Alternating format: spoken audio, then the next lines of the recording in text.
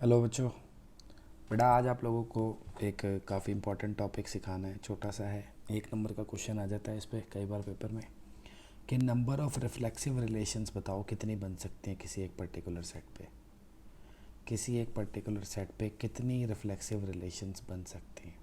ठीक है, तो अब हम सारी बना बना के तो देखेंगे नहीं, तो थोड़ा समस्या वाला काम हो जाता है ये। तो ध्यान से देखेंगे भाई क्या करेंगे ऐसे में। देखो मान लो आपके पास एक सेट है ऐसे 1 2 3, उसमें कुछ एलिमेंट्स हैं, n एलिमेंट्स हैं उसमें। ठीक है, ऐसे कुछ एलिमेंट्स हैं और आपको इस सेट पे रिफ्लेक्सिव रिलेशन बनानी है। तो सबसे पहले तो आपको A क्रॉस A पता होना चाहिए, है ना। आपको दिख रहा है कि A में कितने एलिमेंट्स हैं, कि भैया number of elements in A में आपको दिख रहा है कितने एलिमेंट्स हैं, n एलिमेंट्स हैं। तो आपसे अगर कोई पूछे number of elements in A cross A कितने होंगे, n क्रॉस n होंगे, ऑब्वियस है, यानी n²।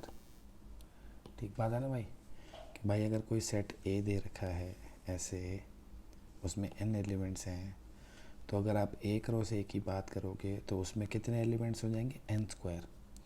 अब मेरे को बताना है कि इस सेट पे कितनी रिफ्लेक्सिव रिलेशन बन सकती हैं। तो सबसे पहले तो आपको रिफ्लेक्सिव रिलेशन के बारे में थोड़ा बहुत पता होना चाहिए कि क्या होती है रिफ्लेक्सिव रिलेशन। कि भाई रिफ्लेक्सिव रिलेशन में सारे एलिमेंट्स एक दूसरे से तो रिलेट करे ही करे, कि खुद से रिलेट करे ही करे, खुद से करे मेरे भाइयों। हर एलिमेंट खुद से तो रिलेट करे ही करे, यानी 1 1 जो है वो रिलेशन से बिलोंग करना चाहिए, 2 2 भी रिलेशन से बिलोंग करना चाहिए, 3 3 भी रिलेशन से बिलोंग करना चाहिए, है ना।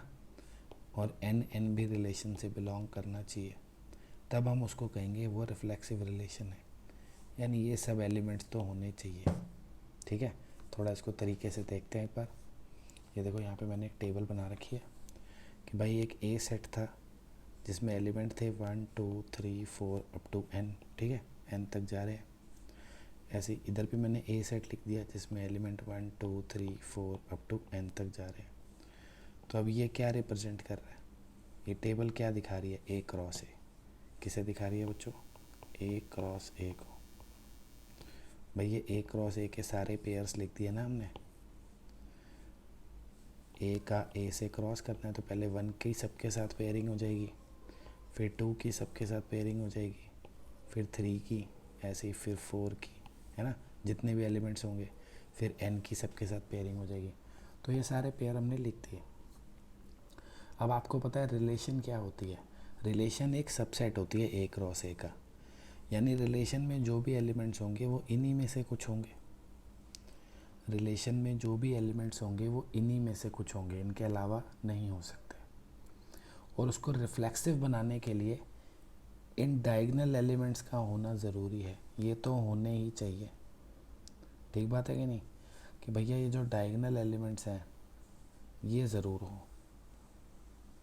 अगर डायगोनल एलिमेंट्स रिलेशन में नहीं हुए तो वो रिफ्लेक्सिव नहीं होगी।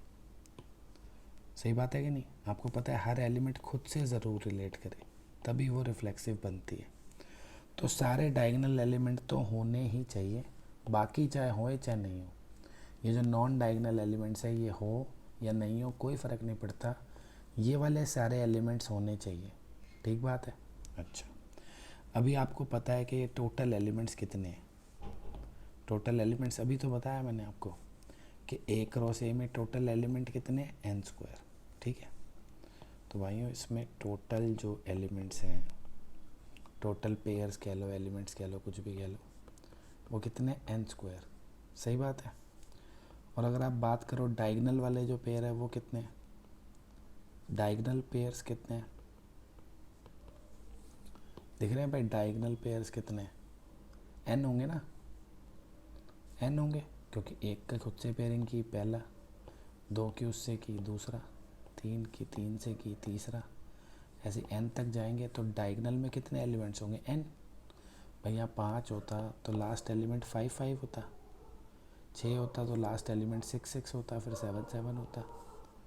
तो कितने डायगोनल एलिमेंट्स होंगे भाई, n डायगोनल एलिमेंट्स होंगे, सही है। तो अगर आपसे कोई पूछे नॉन डायगोनल एलिमेंट्स कितने हो जाएंगे, नॉन डायगोनल एलिमेंट्स, तो भाई नॉन डायगोनल एलिमेंट्स हो जाएंगे n स्क्वायर माइनस n, सही बात है कि टोटल पेयर्स कितने थे n स्क्वायर, उसमें से डायगोनल वाले हटा दिए n, बचे कितने n स्क्वायर माइनस n। तो अब जब हमें एक रिलेशन को रिफ्लेक्सिव बनाना है, मतलब हमें एक ऐसा सेट बनाना है जिसमें ये सब तो हो ही हो, ये हो नहीं हो कोई दिक्कत नहीं है, हो भी सकते हैं नहीं भी हो सकते, ठीक है। तो कैसे बनेगी वो, तो भैया नंबर ऑफ रिफ्लेक्सिव रिलेशंस कैसे बनेगी। सबसे पहले तो आप देखो डायगोनल एलिमेंट आपको लेने ही है, ऐसा तो नहीं हो सकता ना इनको नहीं लूँ, तो ये तो ले ही लिए, ठीक है। अब बस बाकियों की टेंशन है, उनको लेना है कि नहीं। बाकी कितने एलिमेंट है बच्चों, बाकी एलिमेंट है इतने। अब इनमें से मैं एक भी ले सकता हूँ, दो भी ले सकता हूँ, या ये सारे के सारे भी ले सकता हूँ, ठीक बात है। ये जो मेरे नॉन डायगोनल एलिमेंट्स हैं, इनमें से मैं एक भी ले सकता हूँ, दो भी, या सारे के सारे भी ले सकता हूँ, चाहे वो नीचे वाला ट्रायंगल है या ऊपर वाला ट्रायंगल है, कोई भी। और कितने हैं ये, इतने। तो ये हो सकता है कि मैं n स्क्वायर माइनस n में से एक भी एलिमेंट ना लूँ, कि भैया ज़ीरो एलिमेंट ले लूँ, या n स्क्वायर माइनस n में से एक एलिमेंट ले लूँ, या n स्क्वायर माइनस n में से दो एलिमेंट्स ले लूँ, या ये सारे के सारे ही ले लूँ, या बच्चों ये सारे के सारे ही ले लो, n square minus N C n square minus n। समझ गए ना, कॉम्बिनेशन का मतलब क्या होता है, number of ways to select, है ना, कि भैया ये जो हमारे नॉन डायगोनल एलिमेंट्स हैं, इसमें से ज़ीरो एलिमेंट सेलेक्ट भी कर सकता हूँ मैं, एक भी कर सकता हूँ, दो भी कर सकता हूँ, सारे के सारे भी कर सकता हूँ। कॉम्बिनेशन क्यों लगाया, कि भाई जब एक एलिमेंट सेलेक्ट करूँगा तो सारे कॉम्बिनेशन लूँगा ना, कि कौन सा एक करूँगा, ये थोड़ी कोई एक ही करूँगा। एक करना है तो इनमें से कोई भी एक हो सकता है, तो वो कैसे पता चलेगा, कॉम्बिनेशन से, कि भैया टोटल इतने हैं, उसमें से एक सिलेक्ट करना है, कितने बन सकते हैं कॉम्बिनेशन, टोटल इतने या दो सिलेक्ट करने हैं, ठीक है। तो इतनी ही बनेगी हमारी रिफ्लेक्सिव रिलेशन, जितना इसका सम आएगा। अब इसके सम के लिए आपको एक आइडेंटिटी पता होनी चाहिए भाई, 11th में बायनॉमियल थ्योरम में पढ़ी होगी आपने, कि भैया कभी भी कहीं पे लिखा हो NC1 NC2 NC0 भी होना चाहिए, और लास्ट में जाते जाते NCN तक अगर लिखा हो तो ये 2 की पावर n के इक्वल होता है। जिन्होंने बायनॉमियल पढ़ा है उन्हें पता होगा, नहीं भी पता तो छोटी सी बात है, आप देख सकते हो भाई, सबको a plus B whole power n खोलना आता ही होता है, कि NC0, सही बात है, a की पावर n b की पावर 0, फिर NC1 a की पावर n माइनस 1 b की पावर 1, फिर NC2 a की पावर n माइनस 2 b की पावर 2, और लास्ट में NCN a की पावर 0 b की पावर n। ऐसे ही खोलते थे बायनॉमियल एक्सपेंशन। तो अगर 1 + 1 होता है a और b की जगह, तो क्या आता, खुद ही सोच लो, NC0 तो यही रहता, a और b की जगह हम क्या लिख देते, बस 1, a और b की जगह क्या लिख देते भाइयों, 1 लिख देते, ठीक बात है कि नहीं। हमने अपना चुपचाप a और b की जगह 1 लिख दिया, तो ये NC2 1 raise to the power n minus 2 1 square, और लास्ट में NCN 1 raise to the power 0 1 raise to the power n। तो बच्चों 1 + 1 तो सबको ही पता है 2 होता है भाई, 2 की पावर n। और अब ये जितने भी 1 हैं उनकी कितनी भी पावर है वो तो 1 ही हो जाएंगे ना, तो यही तो बचेगा यहाँ पे NC0, है ना भाई, ये दोनों तो 1 हो गए ना, तो ये सब जब मल्टीप्लाई करूँगा तो NC0 ही आएगा, ये भी 1 हो गए तो क्या आ जाएगा, सिर्फ NC1। ऐसे ये भी 1 हो गए तो क्या आ जाएगा, NC2, और लास्ट में करते करते क्या आ जाएगा भाई, NCN। तो ये मिल गया भाई हमको फॉर्मूला, जिनको नहीं आता था पता लग गया होगा, लग गया बच्चों पता, कि भैया NC0 NC1 NC2 up to NCN, इसका सम क्या होता है 2 की पावर n, ये लिखा मैंने, ठीक है। तो वही चीज़ यहाँ लिखी है, देखो एन की जगह ये लिखा हुआ है, तो this C0, this C1, this C2 up to this C this, तो क्या आ जाएगा, ये क्या आ जाएगा बच्चों, ये आ जाएगा, क्या आ जाएगा 2⁻n² - n। तो भाइयों इतनी रिफ्लेक्सिव रिलेशन बनेगी। अगर आपको बात समझ आ गई तो बहुत अच्छी बात है, नहीं है तो फॉर्मूला रट लो। पेपर में तो 1 नंबर का क्वेश्चन आना है कि नंबर ऑफ रिफ्लेक्सिव रिलेशन सीधी सीधी कितनी बन जाएंगी, नंबर ऑफ रिफ्लेक्सिव रिलेशंस कितनी बन जाएंगी, 2⁻n² - n। खत्म। बस आप इस फॉर्मूले को याद कर लो, आपका 1 नंबर का क्वेश्चन पेपर में हो जाएगा। वहाँ कोई आपसे डेरिवेशन तो पूछने वाला नहीं है। मेरा काम समझाना था, मैंने समझा दिया, ठीक है। एक तरीका और भी है इसको समझने का, अगर ये समझ नहीं आ रहा तो एक तरीका और भी है मेरे भाइयों, देखो क्या है वो दूसरा तरीका, कि भैया रिफ्लेक्सिव रिलेशन बनानी थी तो डायगोनल एलिमेंट्स तो लेने ही थे, तो इनमें तो कोई दिक्कत वाली बात ही नहीं है।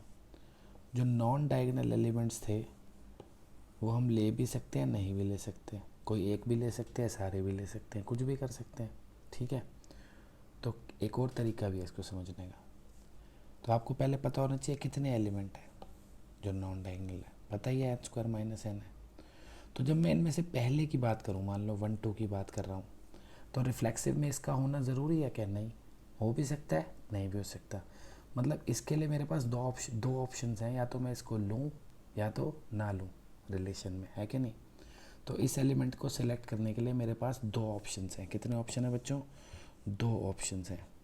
फिर इनटू ऐसे ही अगर मैं आपसे बात करूं दूसरे एलिमेंट की, तो इसको भी मैं सिलेक्ट कर भी सकता हूँ, नहीं भी कर सकता हूँ, तो 2 ऑप्शन है, या तो करूँगा या तो नहीं करूँगा।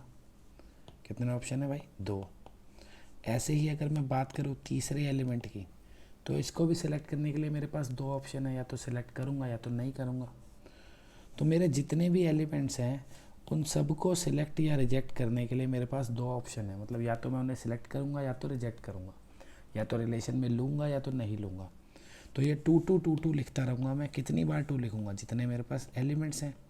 कौन से एलिमेंट्स, नॉन डायगोनल एलिमेंट्स, है ना, जितने मेरे पास नॉन डायगोनल एलिमेंट्स हैं। भाई डायगोनल वालों को तो करना ही है ना सिलेक्ट, तो इनके लिए तो एक ही ऑप्शन है कि इनको तो भाई करो सिलेक्ट। तो 1 × 1 × 1 सबके लिए 1 आएगा, तो वो तो क्या ही करूँगा लिख के, इनको तो करना ही है सिलेक्ट। बात है नॉन डायगोनल की, इनको कर भी सकता हूँ, नहीं भी। तो 2 ऑप्शन है, हर एक एलिमेंट को या तो सिलेक्ट करो या तो मत करो। तो हर एक एलिमेंट के लिए 2 ऑप्शन है, ठीक है। ये किसके लिए लिखा है हमने, नॉन डायगोनल एलिमेंट्स के लिए, नॉन डायगोनल एलिमेंट्स के लिए। और अगर आपका मन है डायगोनल एलिमेंट्स का भी लिखने का, वैसे तो कोई मतलब नहीं है, लिखना है तो लिख लो, क्योंकि वो तो 1 × 1 × 1 ही आएगा। सही बात है कि नहीं, डायगोनल एलिमेंट्स के लिए भी लिखना है तो लिख लो, वो तो 1 × 1 ही आएगा। क्यों आएगा भाई 1 × 1, क्योंकि वो तो लेने ही है ना। डायगोनल एलिमेंट तो सारे ही इंक्लूड करने हैं, एक भी इंक्लूड नहीं किया तो रिफ्लेक्सिव कैसे बनेगी। रिफ्लेक्सिव के लिए इन सब का होना ज़रूरी है। तो इन सब के लिए एक ही ऑप्शन है कि भैया इनको इंक्लूड करो।